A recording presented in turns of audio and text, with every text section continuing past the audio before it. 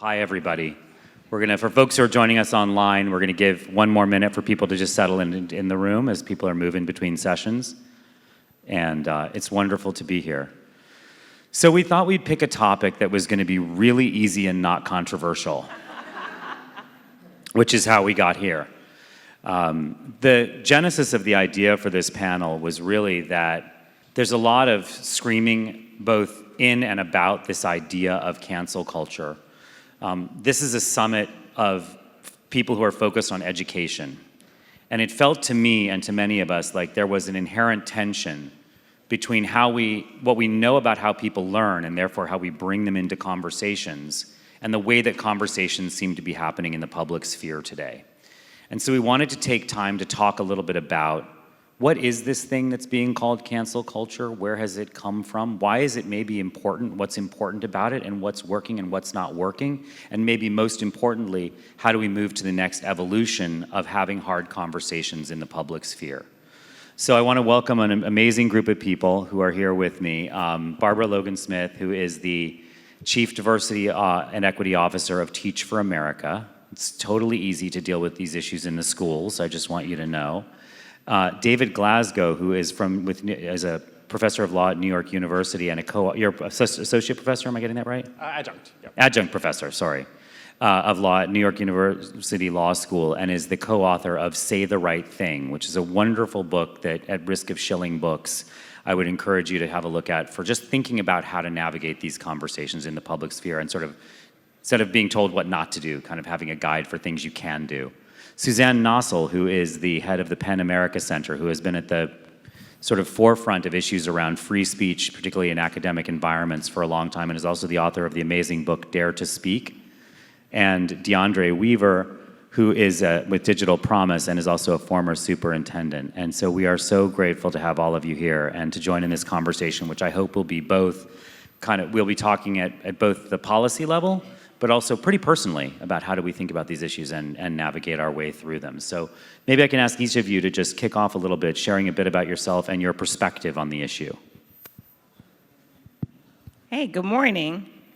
Good morning. I am Dr. Barbara Logan-Smith. I tell you that because I'm also the granddaughter of sharecroppers and the daughter of educators and activists. I'm married to an educator and executive coach, and my entire purpose on the planet is to help illuminate brilliance. As was shared, I am the Chief of Equity and Belonging at Teach for America and am really dedicated to creating greater experiences of equity, belonging, and grace in the world. And so I joined this conversation thinking a lot about why cancel culture arises and how to operate in a space where there's accountability and grace together. Hi, everyone. As Adam mentioned, my name is David Glasgow. I'm the Executive Director of the Meltzer Center for Diversity, Inclusion, and Belonging at NYU School of Law and co-author of the book, Say the Right Thing. And I come into these conversations really thinking about the role of allies in social justice movements. So we wrote the book, Say the Right Thing, as a guide for people who don't belong to a marginalized group that they're trying to help, but they are trying to be a supporter of social justice and equity for those groups, and really thinking about what is the role of allies, how should allies show up in these conversations effectively, and what ought we to do when allies get it wrong and make mistakes. So I'm Suzanne Nossel, I'm CEO of PEN America, and at PEN America, we've been working for years on issues of free speech on college campuses, concerned about censoriousness from the left and the sense of a chilling effect that makes it really difficult to talk about certain topics on the higher ed campus, whether it's abortion or immigration or affirmative action, and people sort of straying away from even bringing up those subjects. We're also now intensively involved in documenting and pushing back against what we call educational gag orders, so legislated restrictions on teaching and learning, both in K through 12 and in higher ed, and I'll be talking a little bit more about that tomorrow. My book, Dare to Speak, Defending Free Speech for All, is a primer for how I think about how we can live together in our diverse, digitized, and divided society without curbing free speech. I believe firmly, and PEN America's work is centered on the idea that the campus must be truly open both to all people and to all ideas, and we've tried to spell out kind of how that can happen. Dr. DeAndre Weaver, super excited to be here, Chief Digital Equity Officer at Digital Promise, recovering superintendent, still recovering, and lifelong educator, super interested in this topic, both from its implications that at the classroom levels, specifically the system level in school districts K through 12, but particularly around humans and how we will exist in this kind of digital society. So really excited about this conversation. Well, welcome all of you, and thank you for joining us. Let's start a little bit by trying to define terms. Cancel culture gets thrown around in the media, sort of one way I think in the left and one way in the right. But either way, let's figure out what are we actually talking about. Does anyone want to take a foray into the first definition? David, you look like you were nodding. Well, I think about this really broadly as referring to approaches to mistakes in conversations about identity and diversity that involve a kind of punitive or shaming approach to the person who's made the mistake rather than a more rehabilitative approach. Now, I know some people would pick out the word cancel and say we're talking about something much more extreme, like someone losing a job, losing their reputation, kind of being cast out into the wilderness. I like to think about it a little bit more broadly as a whole set of practices that involve a more harsh kind of punishment-based approach to mistakes. So, and you mentioned shaming, and shaming seems to be a key component of this idea. And so who is a candidate for being canceled, and then who is not? Because there's a lot of completely shameless conversations happening in the public square where people seem to almost be inviting the controversy. But I think we're talking about people who are not necessarily seeking controversy but end up in it. Suzanne, would you?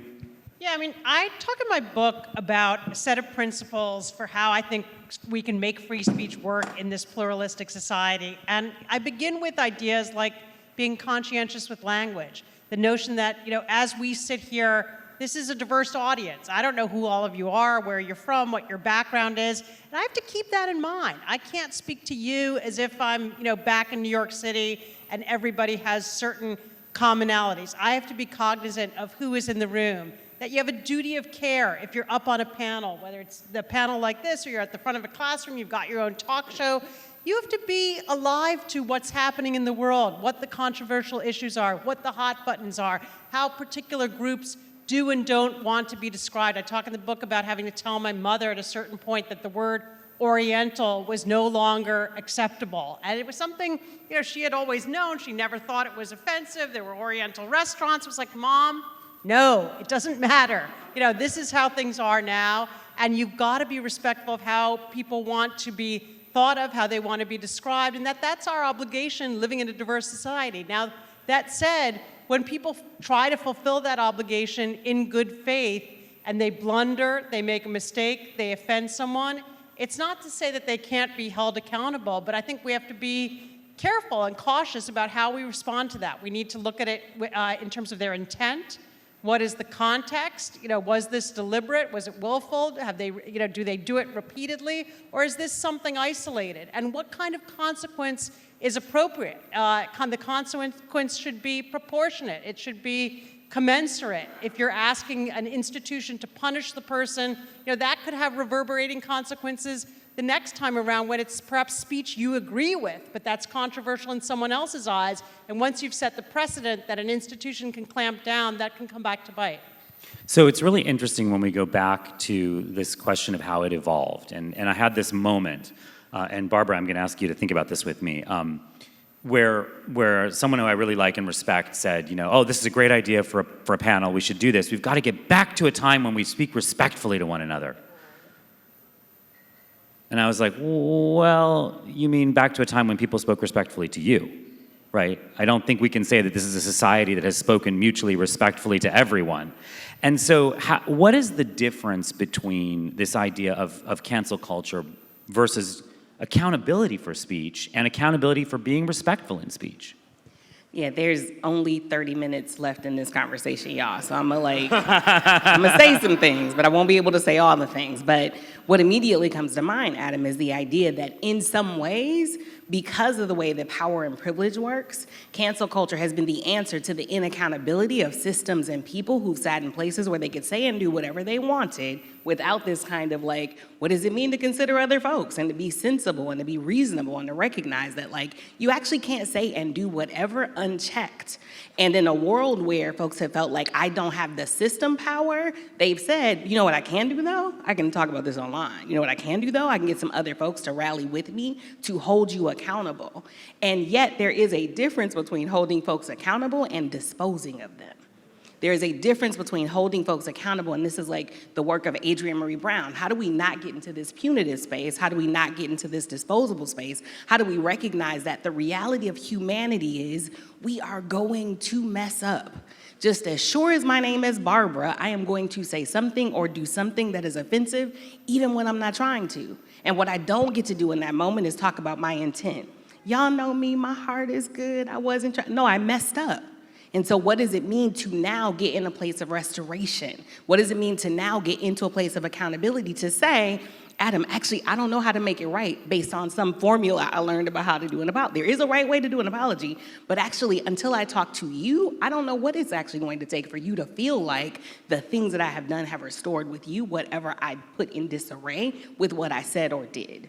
I am on a journey, y'all. I am figuring out how to take the word crazy out of my language because it's ableist and problematic. I am working on that, though, and it is not a work in progress, but I don't get to keep doing it. I don't get to be egregious about it, and I don't get to pretend like it's not actually informing other people about how to talk and how to be, and therefore hurting folks. And so what I would offer is there's this space between recognizing this emerged for a reason, and there's a way in which this existing in the way that it does right now is actually not helping us. And so we talked a ton about grace. And my orientation, the work that we're doing at Teach for America has an orientation that there has to be grace. There has to be grace that I'm holding for myself when I mess up, because I will. And there has to be grace that I'm extending to you because you will mess up. But there's also got to be the coexistence of accountability. When we mess up, which we will, how do we make it right? How do we get back in right relation, and how do we not say, well, I can say whatever I want? You can't yell fire in a crowded building. There's a reason why that's true. And you can't just be doing things as if your words don't have power and don't influence the actions of other folks. So that's how I start to think about that. That's so powerful. And you know, it's funny because we were all starting to try and talk about these definitions of like, well, okay, some stuff you know you can't say, right? But that's a really slippery slope of figuring that out. And DeAndre, we had started to have that conversation. And do you have thoughts on that? Like how does someone coming into the public space to have a conversation figure out what the bounds are? Or is it okay to offend a few people but not, any thoughts? I think there's nuance there, right? Like It's all nuance, maybe. There are comments that can be made that you can search for intent, and it can be an accident, and there could be restoration and love and all that stuff there. There are actions and behaviors that are not so easily forgivable. Actions, behaviors that continually perpetuate systems that exclude people, actions or behaviors that cause physical, mental, emotional harm to people, that discriminate. And I think those are very different than some of the issues that we attack online. And I think those deserve a much more stronger response, and I think it's certainly warranted. Suzanne, I'm sorry, go ahead, DeAndre. Did I cut you off? No, I didn't. Were you finishing your sentence? Okay. Yeah, I mean, I'll give an example. The N-word, okay? Like, let's go there. That's, it's a notorious slur in American life, and yet, until I'd say, I don't know, 7 or 8 years ago, in higher ed, we were seeing multiple cases of professors who would use the N-word in class. It might be teaching a law school class on the doctrine of fighting words. What is a word that can elicit a violent response? Or, they're reading a piece of literature. It could be Huckleberry Finn, or it could be James Baldwin. And they would say the word out loud. People would react very, very strongly, sometimes calling for discipline against the professor, saying this is a slur. And the professor's notion was, look, there's a difference between using a slur and mentioning a slur. And that is a well-established sort of distinction in language that kind of a linguist would uphold. And yet what the professors were missing is how this word lands with the current generation of students. And it's not to say that years ago the word was any more acceptable, but perhaps rather that the students who were sitting in the classroom might not have been empowered to object and to resist and to call for discipline, to go and report the professor. But we kind of saw this happening time and time again, and I felt like these professors need to be on notice. It's part of their duty of care, being in front of that classroom. It's part of their responsibility of conscientiousness to understand, the velocity of this word, what this word means, what the history is, how it's going to reverberate. Now, that is to say, as a free expression organization, if the person used the word without an intent to insult, we don't support the idea that they should be punished. We support educating them, having them reconcile and engage with students, and in some cases the professors did that. They learned a lot, they changed their ways, they were defending the use of the word beforehand, and they recognized going forward it wasn't the right approach. And so, to me, that is how we have to deal with some of these deep, profound offenses. It's an awareness that we have to be able to live together in this pluralistic society and get along and be able to say our piece. Certainly cancelable. That is a cancelable offense. If you're a professor and you are oblivious to the impact that using that word has on students and what that represents, if there's a university that doesn't have a set of procedures or protocols in place to advance or to address how we will use these words or address these issues, it's time out for those types of excuses for some things. And that is certainly, one of them there for sure. So I want to push in, Suzanne and a number of you have sort of hinted at this distinction between, I think it's sort of censoriousness, which is sort of what you described perhaps on the left, and maybe censorship, which is what you maybe see on the right. Right, so what is the difference between sort of cancellation at a cultural or a societal level versus the government stepping in, as they are in some states, and saying, you can't talk about being gay to kids in third grade or below, or we're not going to discuss critical race theory, although I don't think any of them knows what that actually is. But how do we think about that distinction and that dichotomy? Anyone, you want to, Suzanne? I mean, this is a lot of work you've done, and then David, I'd love to hear from you on this as well. Yeah, I'll give it my brief answer because I want others to chime in. But to me, one of the key distinctions is the censoriousness, whether it's opprobrium on social media or sideways glances in the classroom. That is fleeting. It is ephemeral. It can be very painful.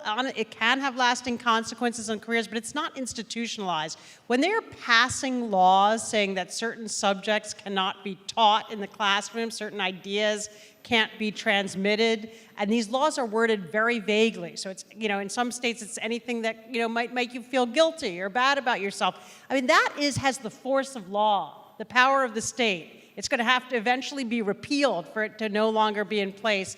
And that, to me, if you're making a hierarchy of threats to free expression, you have to put that kind of government-sanctioned official action at the top of the pyramid. Yeah, I completely agree with that. And I think one of the things that's really tricky about this area is that to some extent it's always a line drawing exercise, I think, right? So just to pick up on, I really like the example that Suzanne gave. And another example that's in some ways similar but in some ways different was about a law professor at Emory who write about this instance in our book, where the professor was teaching Supreme Court decision, Snyder versus Phelps, about free speech, and it involved the Westboro Baptist Church, which I think everyone in this room is probably aware is a kind of virulently homophobic church and is kind of known for protesting and waving signs that have extremely inflammatory language on those signs. Things like, America is doomed, but most notoriously a sign that says God hates, and then I'm not going to say the word, it's an F word.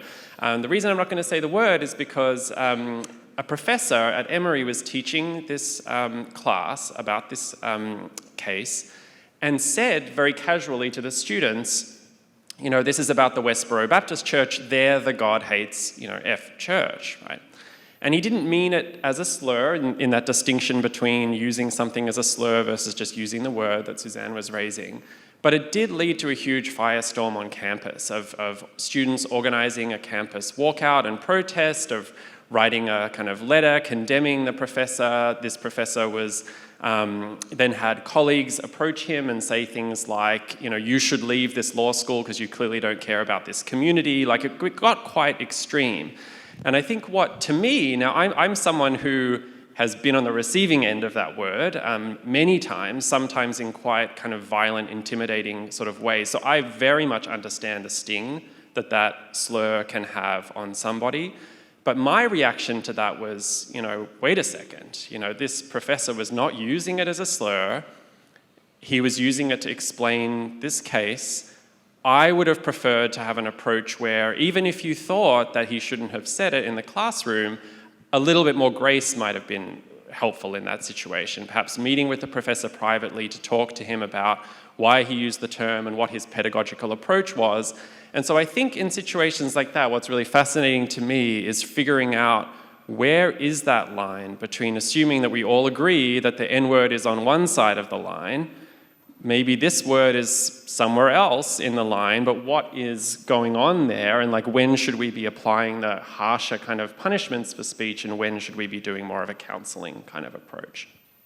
So either Barbara or DeAndre, you are dealing in and have been dealing with schools, right? And sort of that all speech in school settings is potentially difficult.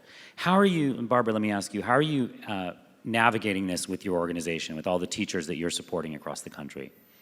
Yeah, we spend a ton of time thinking and talking about this at Teach for America. There's an entire process that we take our teachers through that sets them up to become anti-racist educators. And so we're saying to them, you have a responsibility, not only to the kids in front of you, but to the communities that you are representing when you're in front of them, to be thoughtful about your language, to recognize that your experiences and what works for you very likely does not work for these kids in this space. And if you've been invited in, because by the way, these are people's children, if you've been invited in to be in front of people's children, there's a responsibility to be thoughtful about your impact. And when you mess up, to very quickly be accountable for that. Not to be in this space of, well, if you're offended by my use of the language that was, no, I'm offended because it's offensive. And there's something about us setting folks up to recognize that you are responsible for your impact on the world. Period, full stop. You're responsible. And if you're gonna be responsible, what does it mean then to not be trying to be perfect? By the way, perfection is part of white dominant culture. It's not a human characteristic. It's not possible. And so how do you hold the fact that you can't be perfect alongside the responsibility of care, as was described earlier? It's a delicate, tricky balance. We're putting situations in front of folks and having them think about, what is this situation teaching us? What is this situation where somebody messed up instructing us to do when we mess up? What does it look like to get back in right relationship? What does it look like to hold the responsibility of an unintended impact? And it happens all the time. It happens in situations where our staff may say or do something that is offensive to our core members. It happens where our core members may say or do something that is offensive to kids and communities. And in all cases, our responsibility is to try first to do no harm. And then when we do, because we're human, to be fully accountable for that, to stand in that, and to recognize that we're all going to be on a discovery journey. Folks that are super clear about the idea that you don't say the N-word, period, full stop, you don't say that. Like, folks that are really clear about that are also having to get clear about not saying the F-word, and having to get clear about the ways in which our liberation is tied, as we've learned from the ancestors, to everybody else's liberation. So how do we operate in a way that recognizes offense is going to happen, and when it does, how do you get back in right relationship? I love that. David, I want to come to you in a second, but I want to push in on this a little bit more deeply. I'm a parent, and it's totally clear to me that the values that I'm trying to raise my children in are the right values. They're just right. There are other people who have value because they're mine. And then if you're a teacher and you have 30 kids in a classroom, all of whom are being raised by exactly the right values, many of which may be a little bit time-stamped in a different moment in time than we're living in, how do you navigate that difference? Because the role of an educator is to push children and help children forward into the society that we are becoming. without alienating and offending so much that the parents lose their minds and like throw themselves in front of the road. So how does that, and DeAndre, I want you to hear about, Barbara, maybe take this, and then DeAndre, because you've been on the front lines of this as well. So it's interesting, right? One of the things that we talk a lot about at Teach for America is this concept of belonging. And a lot of people think belonging is like mission nice to have, but it's actually mission critical. It's a biological, sociological need that human beings have. And so part of what we're doing in the way that we're doing this work is saying, we've actually got to create a community where folks feel like they belong here and like they are welcome because of the many different identities that they have, because of the many different ways that they see the world, but because when we're in this space, we're going to operate in ways that make it safe for us all to be here, whoever you are, whatever you're bringing. Now, what I didn't tell you about my identity is that I used to lead our greater Delta region, which is Mississippi and Arkansas. I know exactly what you're talking about in terms of old school values that people think they're holding. So even all the way back to your first idea of we want to get back to a simpler, what time was that? What time are we talking about? Because there's no time that I can recall where there's been consistent treatment of people who have my identity that helped me feel like I was going to be safe or belong.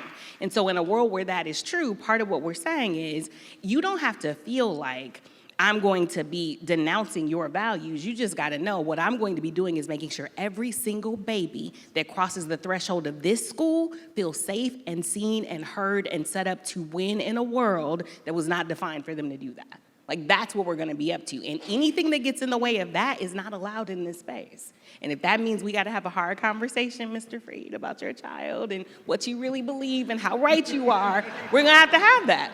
I've done it time and again. As a leader, I was an administrator in Milwaukee Public Schools, and the number of times that I had to sit in front of folks and say, I get it, and you really believe that, and we're not going to do that in this building because there are children here and children who will be here who represent the identity that you want to encroach on, and that's just not going to be okay.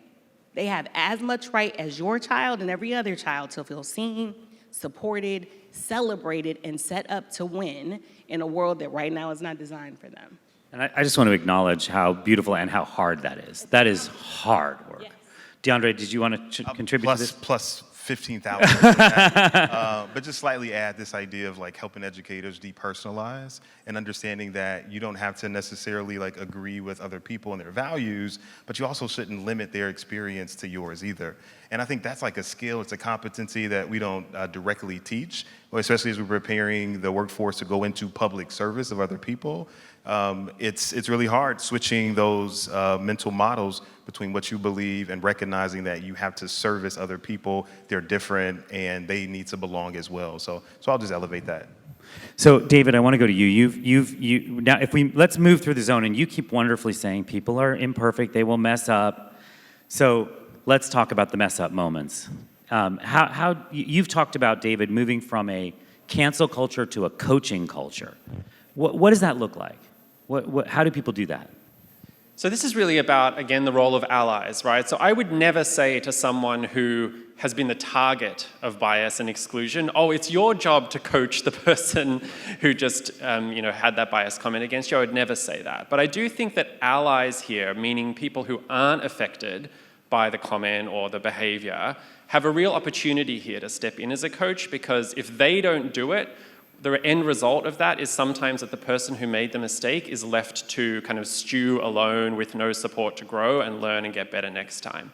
And so what we mean by coaching culture is really, again, we're talking not here about the egregious cases. I think there are plenty of egregious cases where people really do deserve to get cancelled. I'm just talking about the mistakes that we all make from time to time.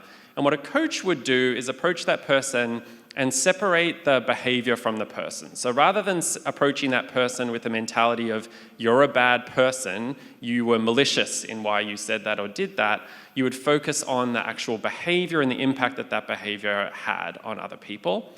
And another thing that a good coach does is shows that they're learning as well. So, there's interesting social science on this notion of do-gooder derogation. If I position myself as a morally virtuous person and I come to you to share my moral virtue with you, your reaction to that is unlikely to be, oh, thank you so much for sharing that virtuous opinion.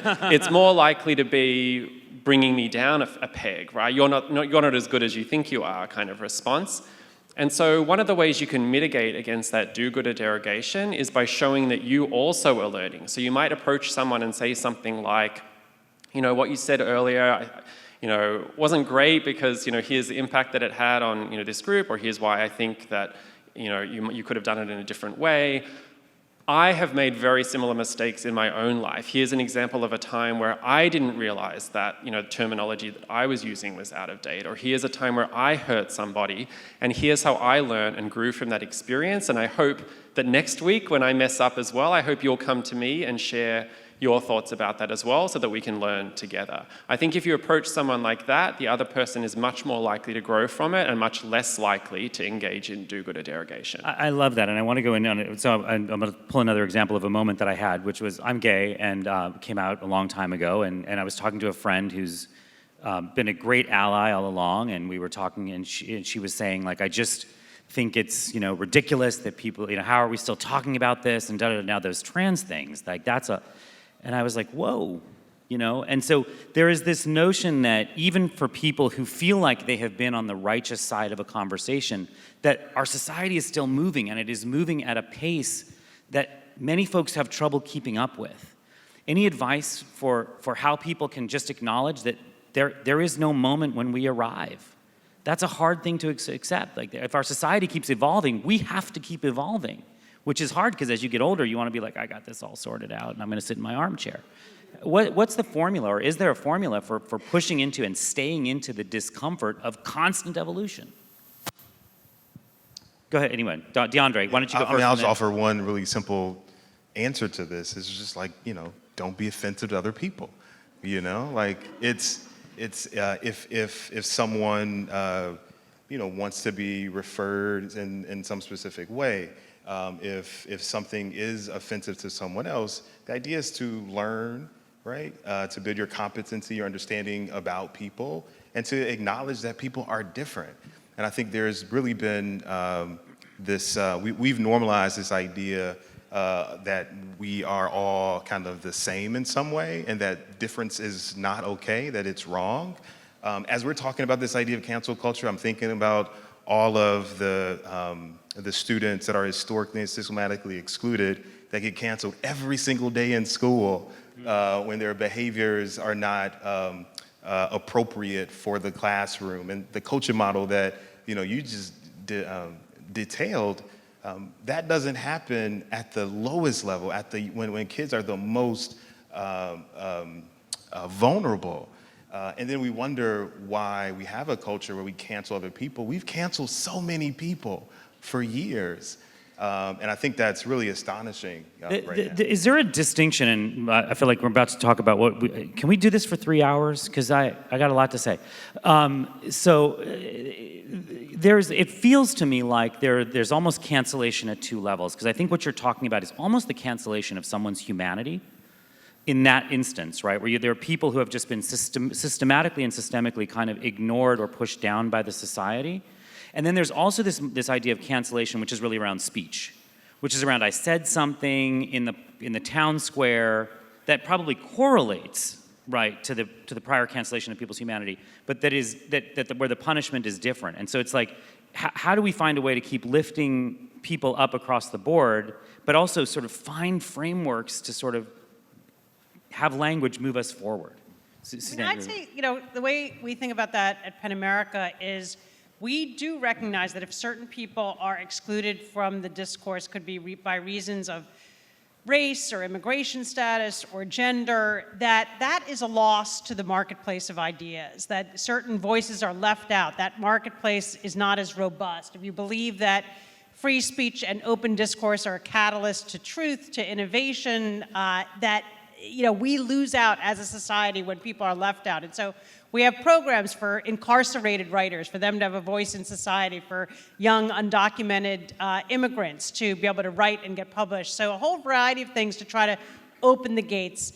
At the same time, though, we firmly believe that we can't put whole subject areas out of bounds, and that people need to be able to ask questions, even if those questions are sensitive, and obviously you have to deal with it differently at different with different age groups. There's some things that would be appropriate in a college classroom that might not be in an elementary school, but that the answer cannot be shutting down questions, taking whole subject areas off limits, because what that does, and I've observed this, is, people kind of, they may hear what you're saying when you shut them down, but they go away and they don't actually take it on board. They question it, they rebel against it, they talk to other people about how they feel muzzled and silenced, and it kind of curdles into something that can get nasty. And so I think, it's a real challenge. How do you make everybody have a sense of belonging, but also not shut down the person who asks, a tough question about immigration or about gender identity, when they're in a learning environment, and these questions, they pop up. They pop up for all of us, and they should pop up, yes. right? Because if we're moving a society forward, if a society is evolving, that there's a process of creative destruction and rebuilding that has to keep happening, right? Right, and so facilitating that in a sensitive way that allows the question to be aired, different views to be expressed, that affirms, those whose identities may be on the line. That is a real art, and I think it's an art we all need to get better at. No, it absolutely requires skill and practice, but you got to be careful about who you're practicing on, right? And so I don't disagree at all about the complications of it, the complexity of it. That's just real, because we don't know how to do it. If we did, we'd be doing it all over the place, and we'd be solving so many of the problems that are in our way. So I do think there has to be a space where we get out of the dichotomy of it's either all cancel or everything's allowed. It's no accountability or everybody's getting kicked off the island. We will look around and no one will be on the island. So we gotta, it can't be that, but it's also gotta be this space where we start to name what are the boundaries in which we're going to have this conversation? How are we going to allow people to ask the thing that is complicated, that is hard, in a way that also acknowledges, that's your identity. I'm actually talking about you and your people and people you care about, and I've got to do that carefully. Right now, I think part of what is happening is folks are reckless.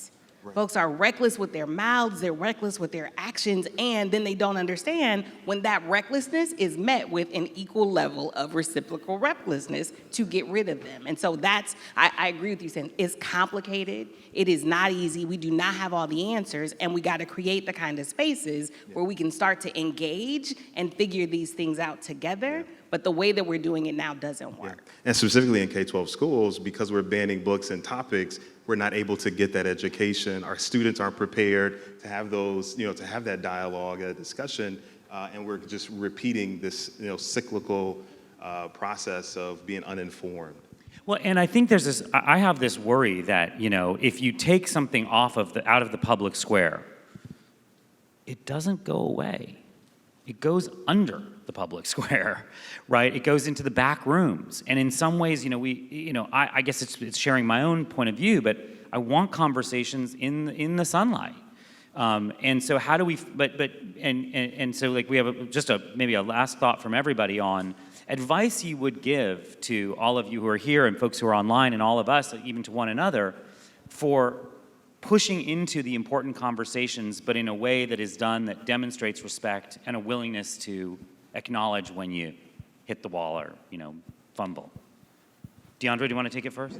Just, for me, it's always just recognizing our humanity and our shared humanity, that we're not perfect, that we're going to err. We don't know people's intent, but you can ask questions to find out more information. You can take an inquisitive, mindset. And to have a learning orientation. I think assuming positive intention, asking questions to clarify, and having a learning orientation is definitely one of the ingredients. I love it. Suzanne.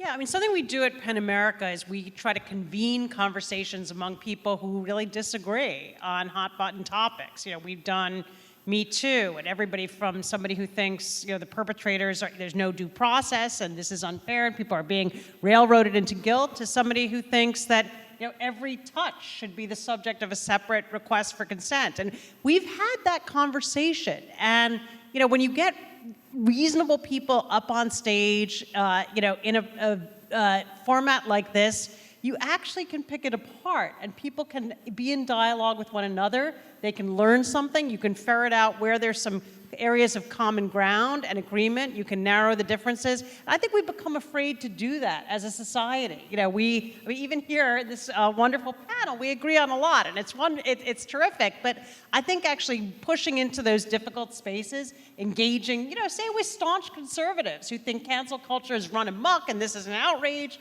having the conversation with them, you know, trying to probe those schisms and fissures and see how we move forward. Great. David. I just want to urge everyone to think about the importance of adopting a growth mindset in these conversations. This is a room full of educators, so I know people are familiar with the basic distinction between a fixed mindset and a growth mindset. So often in these conversations, we shut down. So if I make a mistake when I'm playing the piano or learning a language, I don't think that that makes me a horrible person that I've made that mistake. I think, well, I need to practice and get better. But in this domain, we get stuck in this idea that if I make even one mistake, now I've been turned into a terrible person. And so I would really encourage people to try and carry over that growth mindset that you would apply when learning a musical instrument and try to apply it in this instance as well. Great. All right, so many thoughts. I'll say two things. One, remember the fundamental attribution error. It is my favorite of all the psychological errors. Absolutely. It is the one where you say, they did that because they're a terrible, horrible, no good person, right. And I did that because the circumstances were so harsh and hard. And so we just have like all this room and space for us when we mess up and none for others. And so I recommend that we like all center in the idea that you have as much work to do as the person that you're pointing at. And then I offer that we just get really, really thoughtful about naming for ourselves, what does it look like to hold accountability, to get into a space of restoration? How do you name for yourself and others what that's going to be before the thing happens, so that when the thing happens, you're practicing holding accountability with and for each other? That's my offering. Thank you. So we're out of time. I do want to plug a couple of things briefly. Dare to Speak is a wonderful book. Say the Right Thing. Say the Right Thing. I panicked and almost said the wrong thing. Say the Right Thing is a wonderful book. DeAndre and Dr. Logan-Smith are waiting for your books. Please write them immediately. And also, there's a panel tomorrow that I encourage you to, if your thoughts have been provoked by this conversation, please go to the panel on navigating issues of race and sexual orientation in the K-12 space tomorrow, where they will be talking much more specifically about the censorship versus censoriousness in this debate. So thank you so much to all of you. Thank you. Thank you to all of you.